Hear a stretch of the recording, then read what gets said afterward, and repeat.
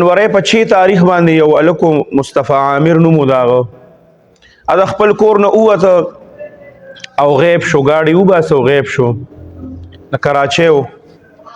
هغه پسې مور یې وه، هغه به لاړه تاڼۍ ته، هلته به یې رپوټ وکړو، هغوی به ورته پولیسو به ورته کله سوی کله به ورته سوی و، یا به چېرته چا ملګرو سره تلي او یا به دا چلي هغه چل به یې را به شي او یا به چېرته نشې کړي پروت به یې هسپتال کې وي.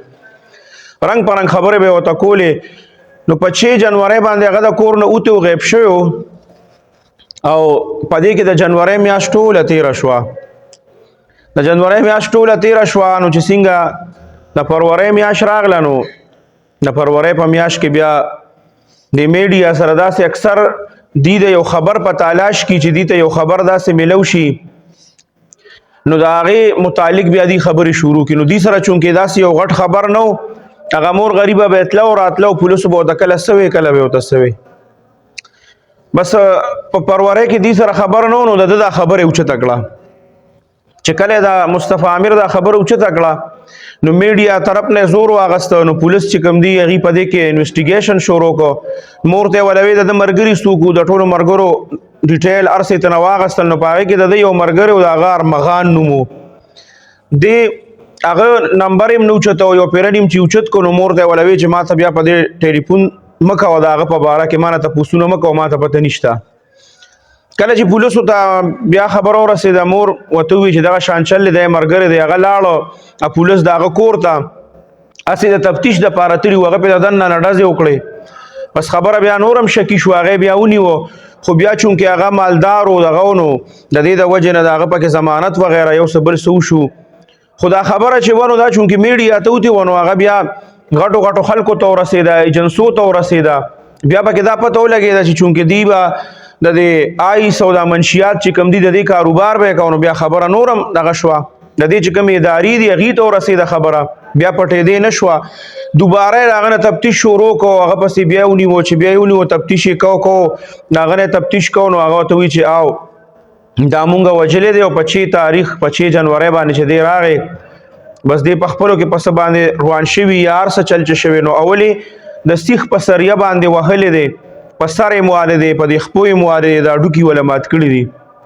بیا یې څه چل ورسره کړی دی چې د ده یو بل ملګری و شیراز نوم یې، نو هغه ورسره شوی دی.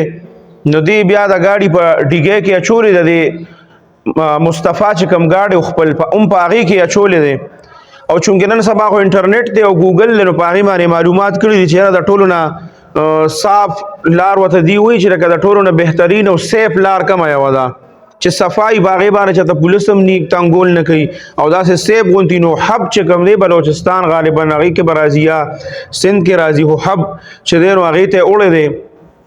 او هلته کې بیا په ګاډي وله پټرول اچولي دي، او هلته کې ظلم یې په دا نور هم کړی دی چې ډیګۍ ورته کلو کړی. نو ورته وایي چې که تښتېدی شي نو وتښته. هغلی خو خپې په د اوسپنې په راډونو والې وې ماتې کړی وې، هغه بیا چېرته تښتېدی شو.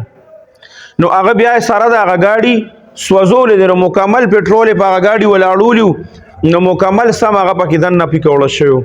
نو د هغه ځای پولیسو ته چې بیا پته لګېدلې دا دغه کړی دی، بیا هغې دې تاڼو ته یو څه بل څه چې دقه شان مونږ ته یو ګاډی میلو شوی دی، پلانکې تاڼې ته وډینګ ټولو ته یې دغه لېږلی دی خبر. بیا دې هسې ویلي چې یاره دا هلک د دې ځای نه روک دی د کراچۍ نه، نو تفتیش ورپسې کوو کیدای شي دا دي چې کړی دی. نو بیا چې ډي این اے وغیره وله کړي دي د هغه، نو بس دوی خو وایي چې بس کار شوی دی. نو هغې په دې منځ کې بیا خښ کړی هم دی هلته کې چې څوک ورسای نه پیدا کېدل، نو هلته یې خښ کړی و.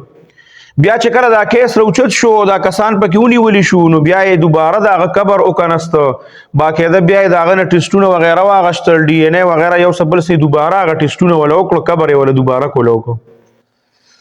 نو هغې کې چې اوس څونه مسلې مخې ته راځي که نه، نو هغه اکثریت چې کوم دی کوم چې نیولې دی د هغه ملګری د هغه پلار څومره چې دي دې ټولو د منشیاتو کاروبار کو، او داسې یو کور او کلۍ یې ځان له جوړه کړې وه چې هغې کې جدید ترین ټکنالوژي هغې استعمال کړی او جدید ترین ټکنالوژي پکې وه.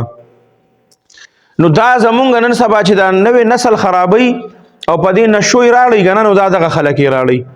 خو د دې نه تپوس کولو څوک نشته، د دې نه څوک تپوس نه کوي چې آیا د دې وړو دا زندګۍ تاسو خراب کړئ. اوس دا کیس دی دا به چلیږي دغه غټ خلک دي به پکې لږ وخت لپاره جیل ته هم لاړ شي بیا پیسې میسې وچلي چې د میډیا نه دا کیس ختم شو بس کیسه به ختم شي بیا به دا خلک روزي دا څونه ماشومان الکان چې په آیسو په نشو باندې راړولي دي نو د دې د زندګو به څه کیږي دا ټول ارڅه چې کوم دي دا به مکمل ختم شي.